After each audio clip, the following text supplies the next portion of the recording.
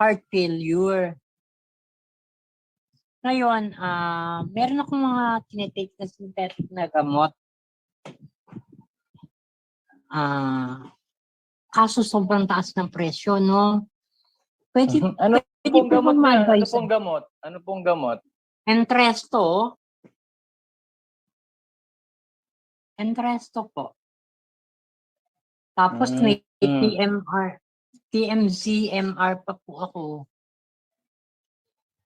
Then meron po akong best friend which is po ba yung Valsartan ba yan? Lasartan, hindi po. No, Valsartan, Sacubitril, parang ganon, yung po yung generic niya. Yes, sir. Opo. So, gaano mo katagal na iniinom yan? For about 3 months.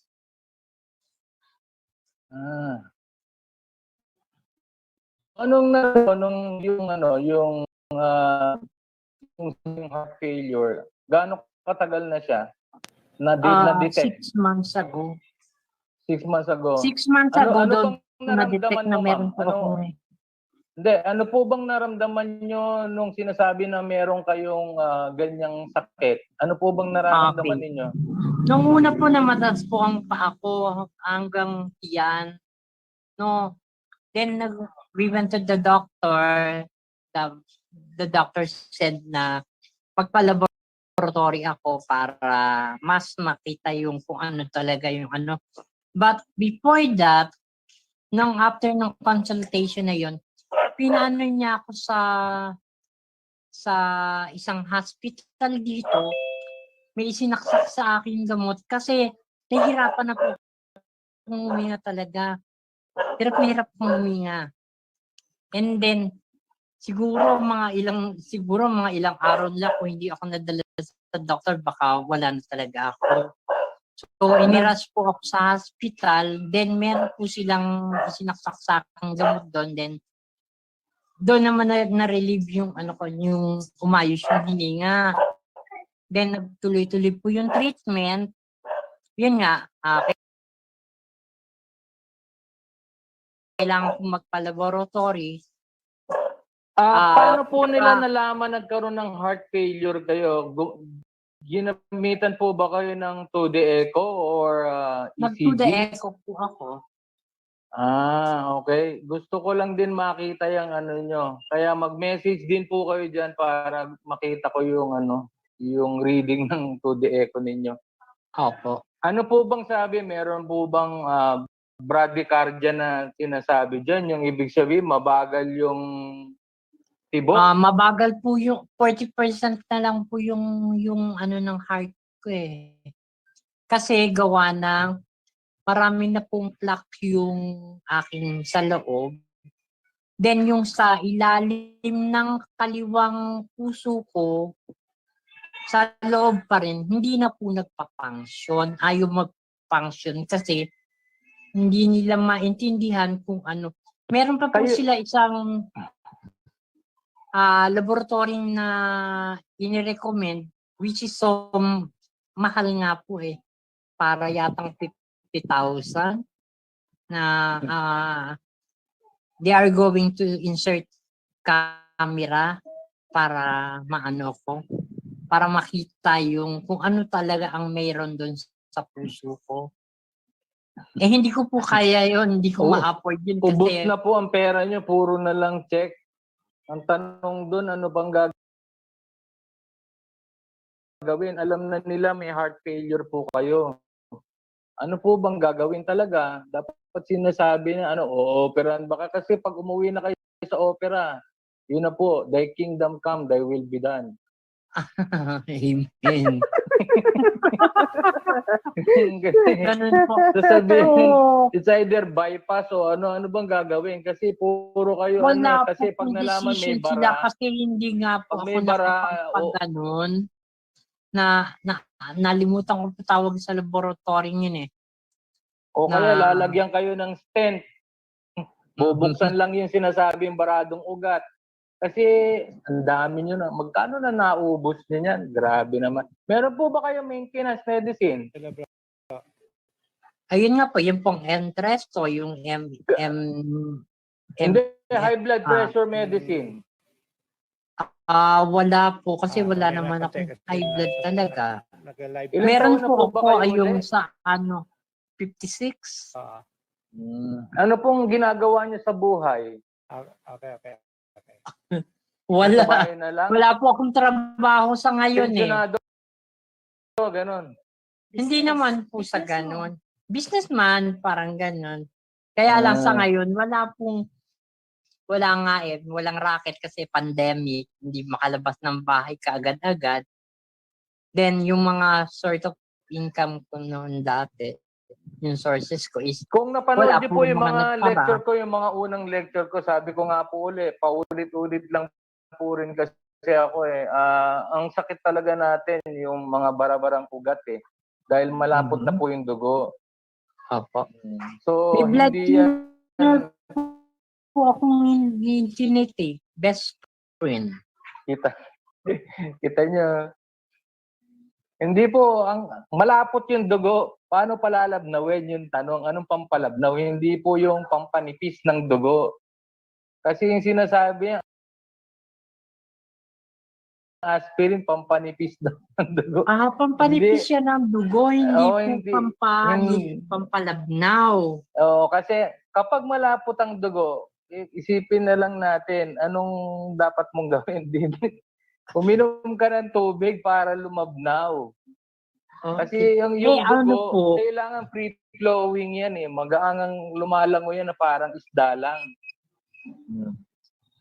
Doc, ganito kasi, ang sabi sa akin hanggang 2.7 liters lang po ang dapat kong mainom sa loob ng isang araw.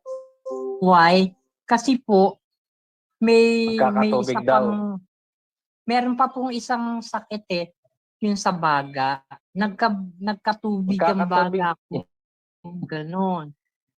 Sa totoo lang po may isa pong hindi nakikita eh. Kapag may problema po ang atay, tubig sa baga, tubig dito sa may tiyan, sa abdominal, tawagin ascites at saka pamamaga ng lower extremities kapag may problema po ang atay. So, hindi po na-check yung atay. Hindi po siguro. Sa dugo, yung blood test mo. So, yun na nga po kasi nga po nagtatalo rito yung yung practice. Ako nga po linis lang ang gagawin natin, linis dugo lang eh. Kaya lang kung may mga synthetic drug kayo po mag-decide kung gusto niyo i-apply yung mga natural lang, naniniwala kayo na may Diyos, itong katawan may capacity to detox, to regenerate, to heal, repair by itself. Ganun po ang katawan natin. Nagre-repair siya ng kusa, kaya lang hindi natin ito alam. Mga ganun. Walang nakakaalam basta. Kung hindi pa nagkaroon ng gising maharlika, hindi nyo maintindihan yung katawan na may capacity to heal by itself. Wala pong sakit ang tao, marumi lang po ang dugo kasi dahil sa kinakain. Kaya pura na nain. Puro processed food. Okay. Sir, Doc, ganito po. Hinaray ko po itong isang nakita ko sa video, no? Ketogenic diet. Is it good for me? Well, pag sinabing ketogenic diet, Wala yan po akong po ay rice. plant-based. Kasi kung yan ay may halong animal, iba po yan. Vegetarian keto. Kung keto, plant-based, okay po yan. Kasi nga, nagbabawas kayo ng load at puro alkaline diet ang pinapasok nyo sa katawan.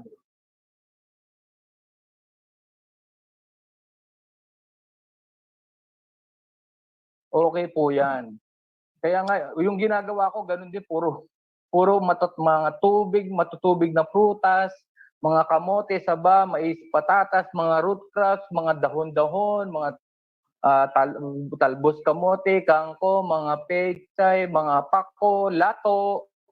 Kumain kayo niya, mga seed, beans, huwag niyong katakutan yan. Yung mga beans daw, makaka-uric acid, hindi po. Yun po yung binigay ng Diyos na pagkain. Yun po ang makapagbabalik ng sigla ng inyong dugo. Okay. Hindi po kayo ulit deficient o kulang sa synthetic drugs. Kulang po kayo sa tubig at mga mineral na nakukuha sa mga pagkain na binigay ng Diyos.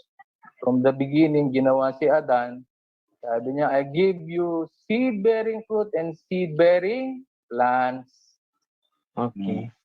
Hindi talaga designed to eat animals, animal protein.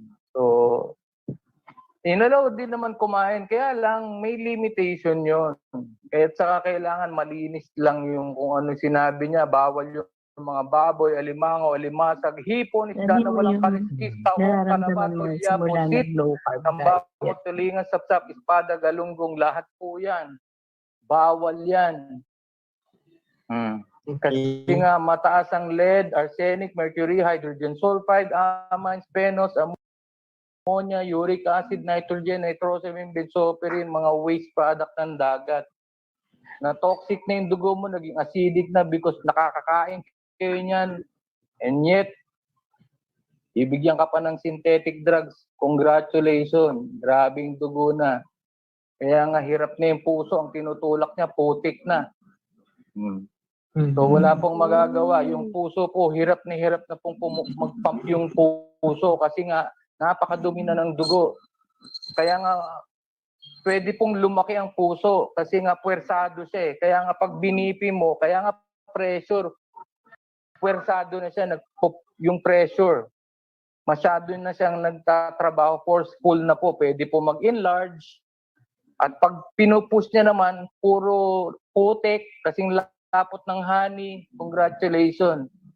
Pag mayroong mga maninipis na ugat because acidic na, pwede pong mag-cause ng bubble effect, lolobo. Puputok. Yung ugat sa Kristen Dacera, patay. Yun po, puro na putukan nyo, aneurysm po yun. Tapos yung mga nagbara, kasi malapot na nga po. Kung nagbara sa utak, stroke. Kapag nagbara sa puso, cardiac arrest. Thy kingdom come, thy will be done na naman.